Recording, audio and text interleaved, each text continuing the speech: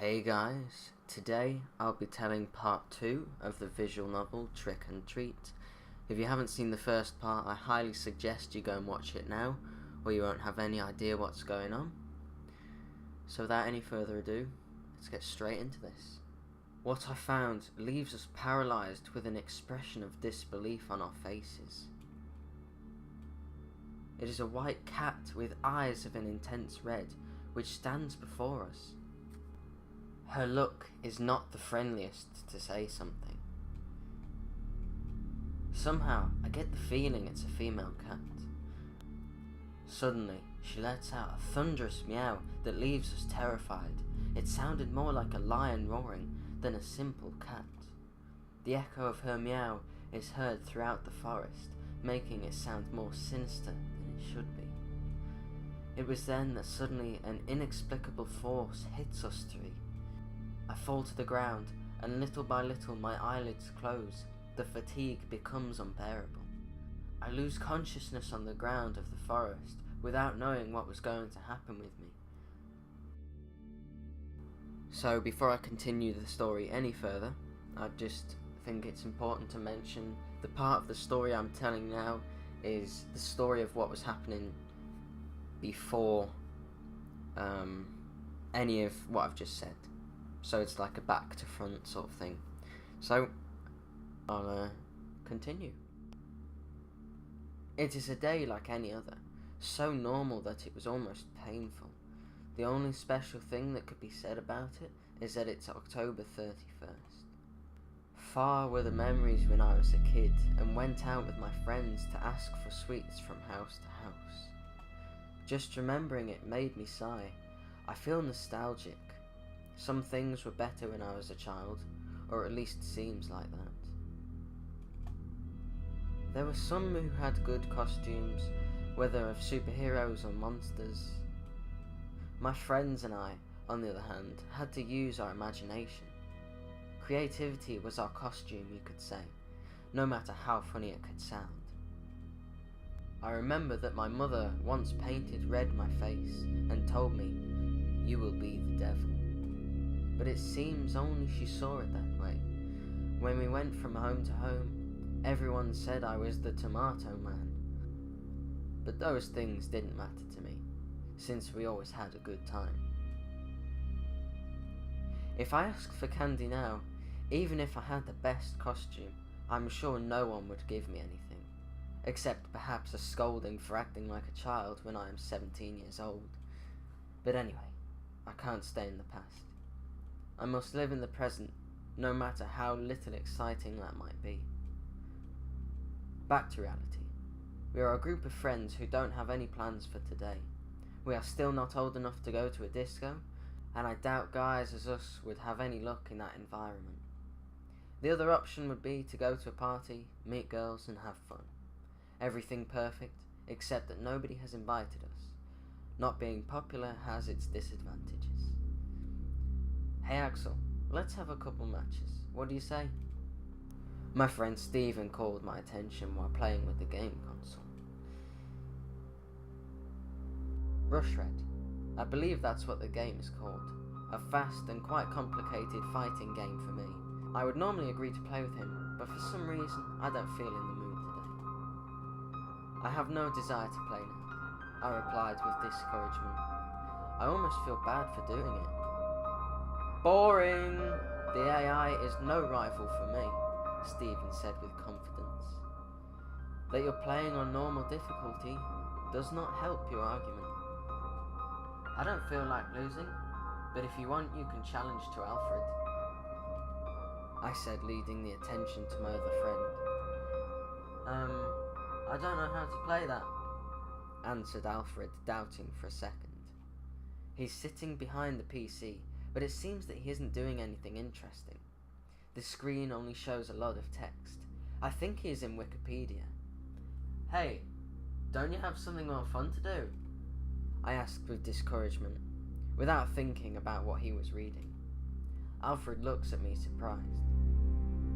The actual problem of society is that people are not interested in discovering their history. He is one of those pseudo-intellectuals always looking for any rare information to appear smarter than others.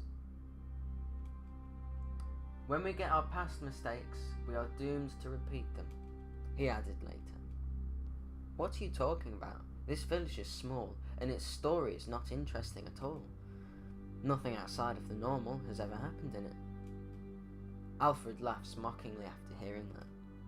Your ignorance is worthy of praise. He pauses, filling his chest with pride.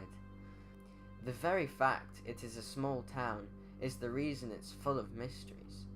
Did you know that 20 years ago, on this date, a man disappeared? So, what about it? I asked without being impressed or even interested in the least. Things like that happen all the time, in all places. As I thought, you don't know the history despite living in this very place, Alfred said while adjusting his glasses in an ignorant gesture. There is a legend behind the disappearance. That is what I was reading. After listening to him, I look back at the computer screen with curiosity.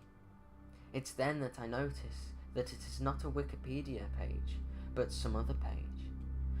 Come on, read this and learn a little, Alfred said, inviting us to read what was on the screen. Both Stephen and I moved closer to read it.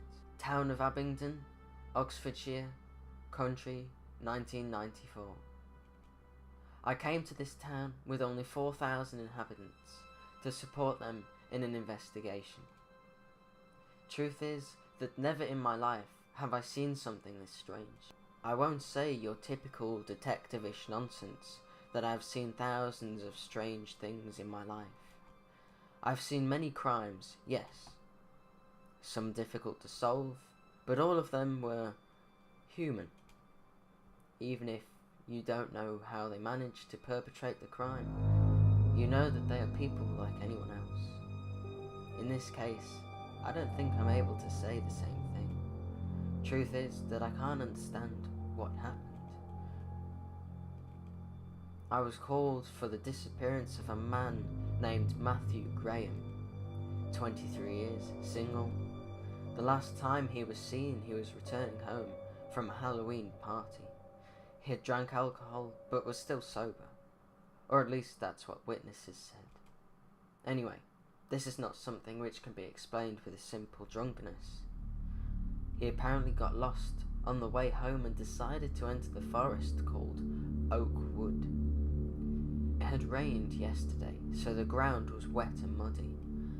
We could easily find his traces, which were leading deep inside the forest. Apparently, he walked for 3 hours before stopping. I say stop, but the truth is, we don't know what happened then. The tracks suddenly ended up in a clearing in the forest, and that's all. There was no evidence of struggle, no other trace, or pieces of clothing on the ground. There was no blood, no more footprints, or anything else. The depth of his last footprints and the position they were in indicated that he was still walking. At no point he stood still. It was as if he had vaporized in the air, with all his clothes, in the middle of his walk. Obviously, I can't believe such a thing. The only thing I remember is that near the footprints, I sensed a faint smell of rot. However, there were no animal corpses nearby. It is ridiculous to think he suddenly started to decay and become earth. In the end, the case was closed in just 3 days. With no evidence of any kind, we couldn't say anything but that he had decided to escape from the village.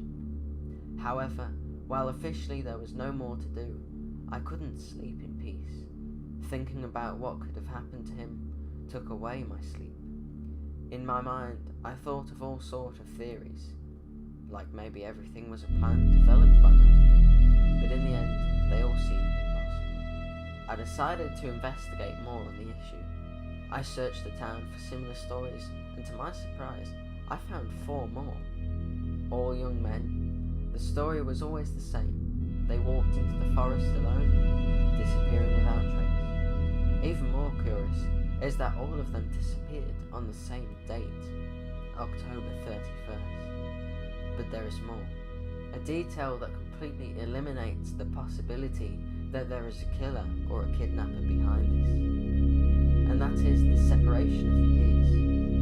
Roger Bacon disappeared in 1924. Mitchell Smith disappeared in 1867. Jason Black disappeared in 1813. And the worst of all, Oswald Taylor disappeared in 1707. It simply couldn't be possible. My curiosity led me to dig deeper. I thought that the answer may be in the past of the forest. It was then when I realised that what seemed to be a simple and boring forest actually hid a great story. Before it was called Oakwood or Oaks Forest, the place was called Witchwoods. The word witch has a huge similarity to witch, but spelled differently. Taking into consideration that this is an old name and language changes over time, that indicates that this was the Forest of Witches.